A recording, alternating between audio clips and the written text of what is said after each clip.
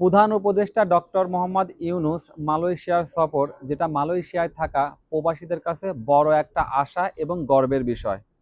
আমরা চাই প্রধান উপদেষ্টা ডক্টর মোহাম্মদ ইউনূস মালয়েশিয়াতে থাকা অবৈধ প্রবাসীদের বিষয়ে তিনি মালয়েশিয়া সরকারের সাথে আলোচনা করে তাদের যেন বৈধতা দেওয়া হয় এমন একটা ব্যবস্থা করে দিবেন।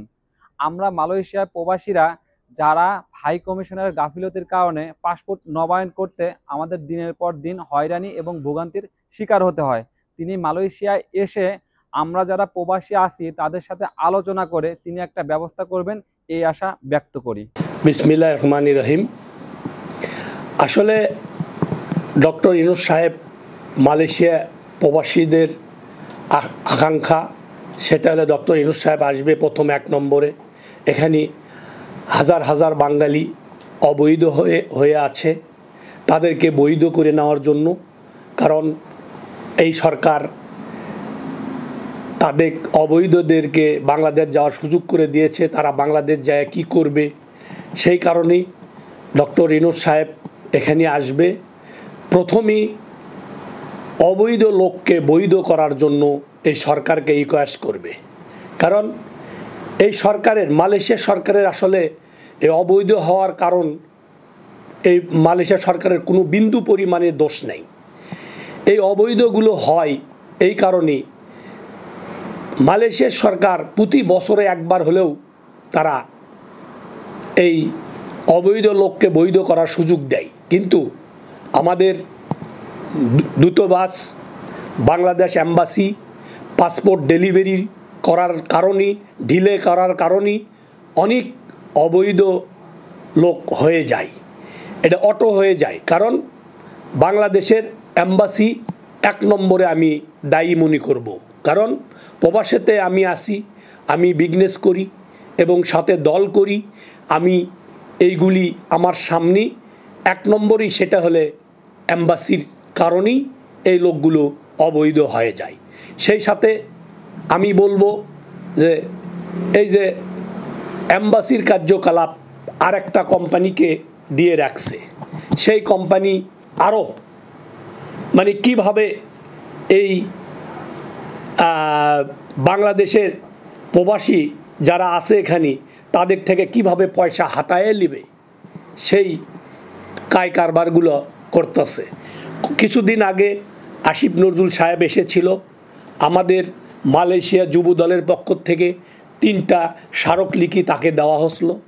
একটা স্মারকলিপিতে দেওয়া হয়েছিল, একটা তারা বাস্তবায়ন করেছে, সেটা হলে মালয়েশিয়া ওয়ার্ক পারমিট ভিসার মাল্টিপল এন্ট্রি, ওনাকে ধন্যবাদ। আরও 2টে স্মারকলিপি দেওয়া হয়েছে, সেই দুটোও যেন বাস্তবায়ন করা হয়।